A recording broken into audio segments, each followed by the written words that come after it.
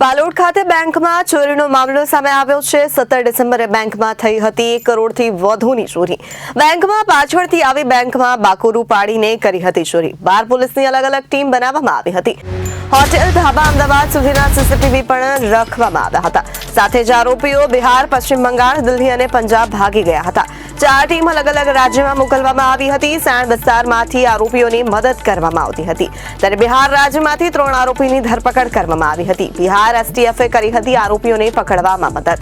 એક આરોપીને પંજાબથી પણ પકડવામાં આવ્યો હતો। દિલ્હી ખાતેથી સ્પેશિયલ ટીમની મદદથી 2 આરોપીઓને ઝડપી પાડવામાં આવ્યા હતા। કુલ 9 આરોપીઓમાંથી 8 આરોપીઓની ધરપકડ કરવામાં આવી છે, જેમાં મુખ્ય સૂત્રધાર સૂરજ હજુ પણ ફરાર છે, ત્યારે 3 આરોપીઓનો જ્ઞાહિત ઇતિહાસ ધરાવે છે।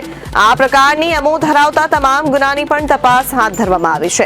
પોલીસે 713 ગ્રામ સોનું, 1 કિલો ચાંદી અને 1,92,600 ની રોકડ રકમ રિકવર કરી છે, ત્યારે કુલ 53,18,000નો મુદ્દામાલ રિકવર કરવામાં આવ્યો છે।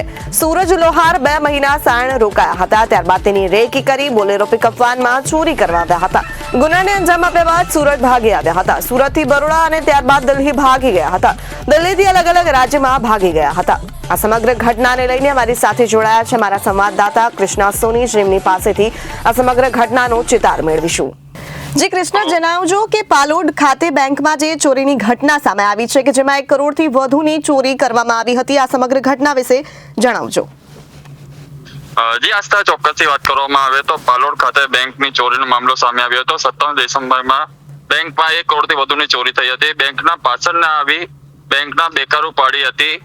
12 પોલીસની અલગ અલગ ટીમો બનાવી હતી। હોટલ ધાબા અમદાવાદથી સુરતથી લઈને સીસીટીવી ચેક કરવામાં આવ્યા હતા। ચોક્કસથી વાત કરવામાં આવે, આરોપી જે છે બિહાર, બંગાળ, દિલ્હી અને પંજાબ ભાગી ગયા હતા। 4 ટીમો અલગ અલગ રાજ્યોમાં મોકલવામાં આવી હતી। હાલ કેટલા આરોપીઓ પકડાયા છે અને હજુ કેટલા આરોપીઓ પકડની બહાર છે? જી આસ્થા, ચોક્કસથી વાત કરવામાં આવે તો કુલ આમાં 9 આરોપી હતા, જેમાં જિલ્લા એલસીબી તેમજ અલગ અલગ ટીમો દ્વારા અલગ અલગ રાજ્યોમાંથી 8 આરોપીઓની ધરપકડ કરી હતી। સાથે એક આરોપી મુખ્ય સૂત્રધાર છે, તેને વોન્ટેડ જાહેર કર્યો છે। જી 1 કરોડથી વધુની ચોરી કરવામાં આવી હતી, તેમાં હજુ સુધી પોલીસે કેટલા રૂપિયા રિકવર કર્યા છે અને કેટલાનો મુદ્દામાલ હજુ રિકવર કરવામાં બાકી છે? જે ચોક્કસથી વાત કરવામાં આવે તો પોલીસે જે છે 713 ગ્રામ સોનું, 1 કિલો ચાંદી, 1,92,000 રોકડા રકમ સાથે કુલ 53,18,000નો મુદ્દામાલ રિકવર કર્યો છે। જી હાલ પોલીસ કઈ દિશામાં તપાસ હાથ ધરી છે? જે ચોક્કસથી કહી શકાય તો 8 આરોપી જે પ્રમાણે પકડાનારા છે, તે લોકોની પૂછતાછ કર્યા બાદ જે મુખ્ય આરોપી સૂત્રધાર છે, જે પશ્ચિમ બંગાળનો રહેવાસી છે, તેને શોધખોળ માટે ચક્રો ગતિમાન કર્યા છે। જી આભાર કૃષ્ણા। આપ સૌ જાણો છો એ રીતે તારીખ 16 ડિસેમ્બરના રાતના સમયથી તારીખ 17 ડિસેમ્બરના વહેલી સવારના સમય સુધી કોસંબા પોલીસ સ્ટેશન, સુરત ગ્રામ્ય જિલ્લાના પાલોદ આઉટપોસ્ટ નજીક પાલોદ ચોકડીથી થોડે અંતરે આવેલ યુનિયન બેંક ઓફ ઇન્ડિયાની બ્રાન્ચમાંથી પાછળના ભાગે આવી એક પ્રાઇવેટ ઓફિસમાંથી બાકોરું પાડી અને 1,470 ગ્રામ સોનું તથા 4 કિલો ચાંદી અને રૂપિયા 9 લાખ રોકડની અંદાજિત જે 1,05,88,000ની જે ગરફોડ થઈ, એ અનુસંધાને કોસંબા પોલીસ સ્ટેશન ખાતે ભારતીય ન્યાય સંહિતાની કલમ 305 ક, 324(5), 331(4) મુજબનો ગુનો દાખલ કરવામાં આવે। તાત્કાલિક ધોરણે સુરત ગ્રામ્યના અને નવસારીના ડોગ સ્ક્વોડની મદદ લેવામાં આવેલી। એફએસએલની ટીમ લઈ અને બધા સાયન્ટિફિક પુરાવાઓ લેવામાં આવેલા અને તમામ સિનિયર અધિકારીઓ દ્વારા ત્યાં વિઝિટ કરી અને એલસીબી, એસઓજી અને પેરોલ, ફરલો તથા સ્થાનિક પોલીસના જે માણસો છે એ તમામને આ ગંભીર પ્રકારના અને ખૂબ જ મોટી રકમ ધરાવતા ગુનાને ઉકેલવા માટે લગાડવામાં આવેલા। આ ગુનાને ડિટેક્ટ કરવા માટે સુરત ગ્રામ્ય જિલ્લા પોલીસની 12 ટીમો સતત કાર્યરત હતી।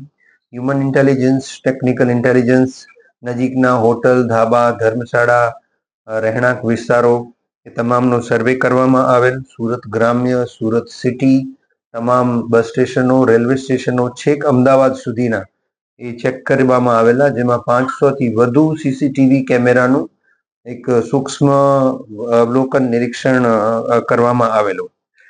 આ એક્સરસાઇઝના આધારે હ્યુમન ઇન્ટેલિજન્સ અને ટેકનિકલ ઇન્ટેલિજન્સના માધ્યમથી પોલીસને માહિતી મળેલ કે આ ગુનાને અંજામ આપવા માટેના જે આરોપીઓ છે એ ગેંગ જે છે એ બિહાર, પશ્ચિમ બંગાળ, દિલ્હી તથા પંજાબના અલગ અલગ વિસ્તારમાં ભાગી છૂટેલા છે, જેથી તાત્કાલિક ધોરણે 4 ટીમોને આ 4 રાજ્યોમાં મોકલવામાં આવેલા અને બાકીની 8 ટીમો એ સ્થાનિક લેવલે વર્કઆઉટ કરી અને આ 4 ટીમોને મદદ કરેલ હતી.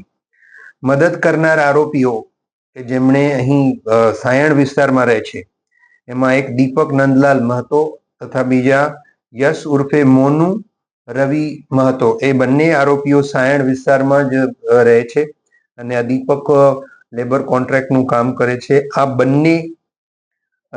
બંને અહીં લોકલ લેવલે મદદ કરેલ હતી, જેમાં બીજા અન્ય જે મૂળ આરોપીઓ છે જે આંતરરાજ્ય તપાસની ટીમોએ જેમાં વર્કઆઉટ કરેલું અને દિલ્હી, પંજાબ, બિહાર અને પશ્ચિમ બંગાળ ગયેલા હતા, એમાં જે સૌથી મૂળ આ ષડયંત્ર ઘડનાર છે એ સૂરજ ચંદ્રદેવ પ્રસાદ સિંહ અને એની સાથે મદદ કરનાર જે છે બરખુ કુમાર અર્જુન બિંદ આમાં મુખ્ય આરોપી તરીકે છે. આ 4 ટીમો અલગ અલગ જગ્યાએ જ્યાં ગઈ હતી એમાં બિહાર રાજ્યમાંથી જે 3 આરોપીની ધરપકડ કરવામાં આવેલી છે. એમાં કુંદન ધરણીધર બિંદ ચોર પુરુષોત્તમપુર ના રહેવાસી, મુંગેર જિલ્લાનો રહેવાસી છે. બીજો ખીરુ ઉર્ફે મામો પ્રકાશ બિંદ, એ ખડગપુર મુંગેરનો રહેવાસી છે. ત્રીજો બાદલ ધર્મેન્દ્ર મહતો, જે ભાગલપુર બિહારનો રહેવાસી છે. મુંગેર જિલ્લામાં સુરત ગ્રામ્યની તમામ ટીમો જ્યારે ગઈ ત્યારે બિહાર એસટીએફે પણ ખૂબ સારી મદદ સુરત ગ્રામ્ય જિલ્લા પોલીસની કરેલી છે અને જે થાણા વિસ્તારમાં પોલીસ ગયેલી હતી એ વિસ્તાર નક્સલવાદથી થોડો પ્રભાવિત છે, એટલે ખૂબ જ પોલીસે તકેદારી રાખી અને એક ગણતરીપૂર્વકનું આયોજન કરી અને આવા સંવેદનશીલ વિસ્તારમાંથી આ 3 આરોપીઓની ધરપકડ કરેલી છે. એક આરોપી પંજાબ ભાગી ગયેલ હતો, જેનું નામ જયપ્રકાશ બાબુલાલ બિંદ છે, જે મૂળ ભાગલપુર બિહારનો રહેવાસી છે, ત્યાંથી પકડવામાં આવેલ. જ્યારે સુરત રૂરલ એલસીબીની ટીમ દિલ્હી ગયેલ હતી ત્યારે દિલ્હી સ્પેશિયલ સેલની પણ ખૂબ સારી મદદ સુરત ગ્રામ્ય જિલ્લા પોલીસને મળેલ હતી અને દિલ્હીથી 2 આરોપી, એક સૂરજ ચંદ્રદેવ પ્રસાદ સિંહ જે પણ મુંગેર બિહારનો રહેવાસી છે એ, અને બીજો બરખુ અર્જુન બિંદ એ પણ મુંગેરનો બિહારનો રહેવાસી છે. બંનેની દિલ્હીથી ધરપકડ કરવામાં આવેલી તથા અહીં જે મદદ કરનાર આરોપી છે જે સાયણ ખાતે રહેતા હતા, દીપક નંદલાલ મહતો, મૂળ પશ્ચિમ બંગાળનો છે પણ અત્યારે સાયણ રહે છે, ત્યાંથી એની ધરપકડ કરેલ અને મદદગારી કરનાર યશ ઉર્ફે મોનુ રવિ મહાત્મા, જે બિકાનેર રાજસ્થાનનું છે, એની પણ ધરપકડ કરવામાં આવેલી છે. આમ આ ગુનામાં સંડોવાયેલ કુલ 9 માંથી 8 આરોપીઓની સુરત રૂરલ પોલીસે ધરપકડ કરેલી છે અને મુખ્ય સૂત્રધાર સૂરજ ભરત લુહાર એની ધરપકડ કરવા માટે ટીમો સતત કાર્યરત છે. પશ્ચિમ બંગાળ અને બિહાર જનારી ટીમોમાં પીઆઈ ચૌહાણ જે પેરોલ ફરલોમાં છે અને પીએસઆઈ સકોરિયા ત્યાં ગયેલ હતા અને દિલ્હી અને પંજાબની ટીમમાં પીએસઆઈ રાઠોડ ત્યાં જઈ અને આ ઓપરેશન પાર પાડેલ છે. આ 3 આરોપીઓ આમાંથી એવા છે જેનો ગુનાહિત ઇતિહાસ છે. એમાં ખીરુ ઉર્ફે મામો, જેના વિરુદ્ધમાં આર્મ્સ એક્ટનો કેસ મુંગેરમાં દાખલ થયેલ છે. સૂરજની વિરુદ્ધમાં પણ એક્સાઇઝ એક્ટના ગુના દાખલ થયેલ છે અને અન્ય એક આરોપી વિરુદ્ધમાં 3 ગુના દાખલ થયેલા છે. આ તમામ આરોપીઓની તમામ ટેકનિકલ પોર્ટલ્સ પર સર્ચ કરવામાં આવી રહેલ છે અને આ પ્રકારની એમઓ ધરાવતા ગુના જ્યાં જ્યાં બનેલા છે